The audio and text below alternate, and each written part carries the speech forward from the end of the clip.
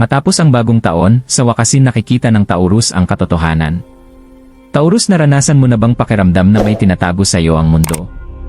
Na kahit gaano ka pa kapasensyoso o tapat, nananatiling lihim ang katotohanan, laging tila lampas sa iyong maabot. Pagkatapos ng bagong taon, lahat ng akala mong alam mo ay malalayo ng magbago. Ang mga taong pinagkatiwalaan mo, ang mga landas na sinundan mo, pati na ang mga desisyon na ginawa mo ng tahimik, lahat ay magpapakita ng kanilang tunay na kulay. Ito ang sandaling matagal mo nang hinihintay, kahit hindi mo pa ito namamalayan. Handa na ang universo na alisin ang ulap upang ipakita sa iyo kung ano ang totoo at ano ang ilusyon. Sa wakas, mauunawaan ng iyong puso kung sino ang tunay, sino ang talagang nagmamalasakit, at kung anong direksyon ang dapat tahakin ng iyong buhay. Maghanda ka, Taurus, darating na ang kaliwanagan na matagal mo nang inaasam, at wala nang magiging tulad ng dati. Taurus, maaaring ang mga nakaraang buwan ay pakiramdam mo'y mabigat, nakalilito, at kung minsan ay hindi patas. Ibinigay mo ang iyong puso, oras, at tiwala sa mga tao at sitwasyon, umaasang matatapatan ang iyong pasensya. Ngunit, sa kaibuturan ng iyong damdamin, naramdaman mo na may mali, na hindi lahat ay tulad ng nakikita. Pinag-isipan mo ang iyong mga desisyon, ang iyong mga instinct, at pati ang iyong sariling halaga. Ngunit ngayon, pagkatapos ng bagong taon, handa na ang universo na ipakita ang mga bagay na matagal nang itinago sa iyo. Ito ang iyong sandali ng paggising. Unti-unti nang nawawala ang ulap na bumabalot sa iyong isip at puso. Magsisimula ka nang makita ang mga sitwasyon ng malinaw, maunawaan ang intensyon ng mga tao sa paligid mo, at matanto ang mga katotohanang tahimik na naghihintay na mapansin mo. Maaaring magulat ka, Taurus.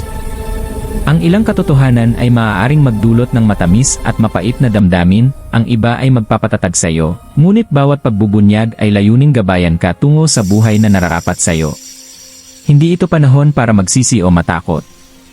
Ito ay panahon para sa kaliwanagan, paglago, at pagbabago. Ang iyong makikita ay hindi lamang ang mundo kung ano ito rin ang iyong sariling lakas na ipinapakita pabalik sa iyo. Ang iyong pasensya, katapatan, at tahimik na tatag ay malapit nang magbunga sa mga paraang hindi mo pa naisip. Maaaring ang nakaraang taon ay pakiramdam mo'y parang naglalakad sa ulap, Taurus. Sinubukan mong makakita ng malinaw, unawain ang mga pangyayari sa paligid mo, ngunit bawat hakbang ay tila puno ng alinlangan.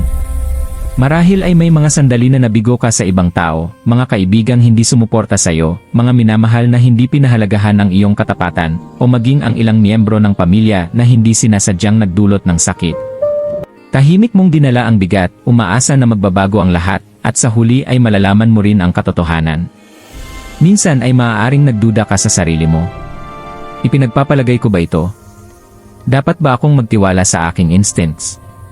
Ang mga tanong na ito ay bumabagabag sa iyo dahil hindi ka lang nag-isip, ikaw ay nakadarama. Ramdam mo ng malalim ang enerhiya, emosyon, at intensyon kahit na hindi ito nakikita ng iba. At sa kabila nito, hindi kailanman humina ang iyong pasensya. Nanatili kang matatag, tahimik na naniniwala na darating ang sandali ng kaliwanagan mula sa universo. Ngayon, pagkatapos ng bagong taon, darating na ang sandaling iyon. Isipin mo ang isang kurtina na unti-unting itinatag, ipinapakita ang mga nakatagong katotohanan na humubog sa iyong nakaraang mga buwan. Ang mga taong at sitwasyon na nakalito ay biglang magkakaroon ng linaw. Makikita mo ang katapatan, pagmamahal, at katotohanan na tunay na nararapat sa iyong buhay. At ang iba ay hindi na magkakaroon ng kapangyarihan sa iyong puso.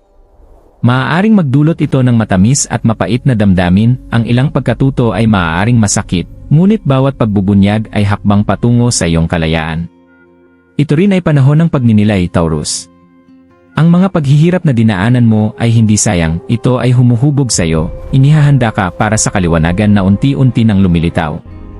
Ang tahimik na lakas na iyong binuo sa loob, ang pasensyang pinraktis mo kahit mahirap, at ang pagmamahal na ibinigay mo kahit hindi nasuklian, lahat ng ito ay gumagabay sa iyo tungo sa buhay na sa wakas ay tugma sa iyong katotohanan.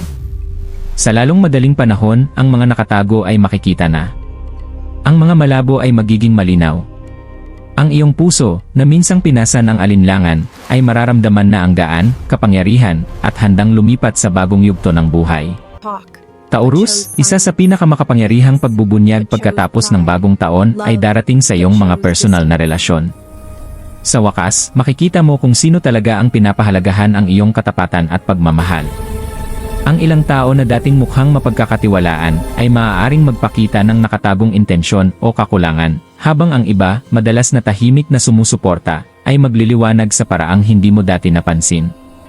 Ito ay panahon para maging mapagmasid sa mga banayad na senyales. Sino ang nirerespeto ang iyong mga hangganan, sino ang nagdiriwang ng iyong mga tagumpay, at sino ang naninindigan sa iyo sa mga hamon.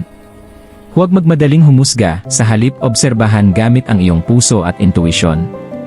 Ang mga taong nakalaan na manatili ay natural na akma sa iyong enerhiya, habang ang mga hindi talaga tapat ay unti-unting mawawala. Taurus, tandaan, ang iyong pasensya ang iyong kapangyarihan. Sa pamamagitan ng pananatiling kalmado at maingat, hindi mo lang pinoprotektahan ang iyong puso.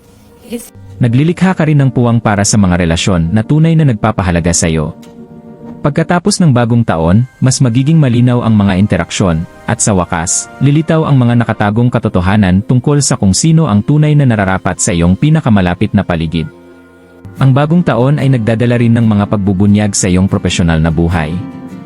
Taurus, maaaring mapansin mo ang mga oportunidad o hamon na dati hindi mo nakikita. Marahil ang isang proyekto, trabaho, o negosyo ay hindi talaga tulad ng inaakala mo. O baka naman ang iyong mga pagsisikap ay hindi napapansin na nagdulot ng pagkadismaya.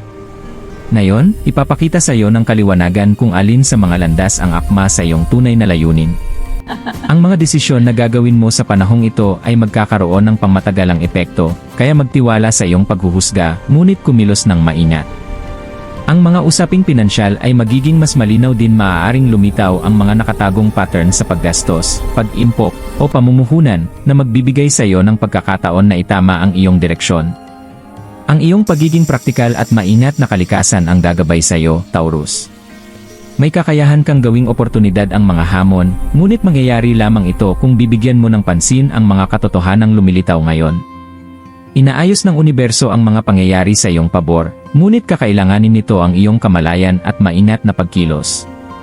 Marahil ang pinakamahalagang kaalaman pagkatapos ng bagong taon ay ang matutunan mo tungkol sa iyong sarili. Taurus, sa wakas ay makikilala mo ang kapangyarihan ng iyong pasensya, tatag, at pagpapahalaga sa sarili. Ang mga nakaraang kabiguan, hindi pagkakaunawaan, at nakatagong pagtataksil ay hindi pagkakamali. Ito ay mga aral, humuhubog sa iyo upang maging mas malakas, mas matalino, at mas maingat sa mga desisyon. Ito ang iyong sandali ng emosyonal na kalayaan. Bibitawan mo ang bigat ng mga inaasahan na hindi para sa iyo at yakapin ang kaliwanagan ng iyong sariling landas. Maaaring matuklasan mo ang mga talento, hilig, o ambisyon na matagal mo nang itinago sa ilalim ng pagdududa o takot.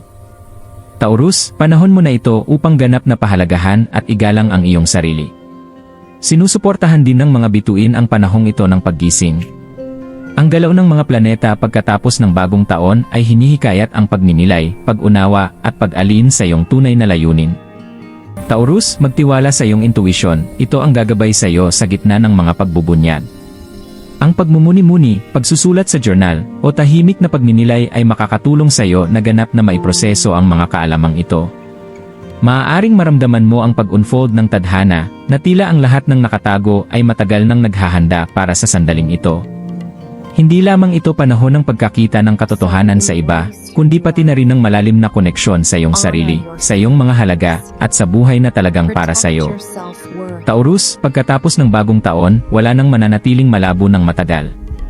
Ang iyong puso ay magiging mas matalino, ang iyong isip ay mas malinaw, at ang iyong espiritu ay mas magaang. Ang mga katotohanang matagal mo nang hinahangad ay magbibigay sa iyo ng lakas upang gumawa ng mga desisyon na sumasalamin sa iyong tunay na sarili na maghahatid sa iyo sa mas makabuluhan at balanseng buhay.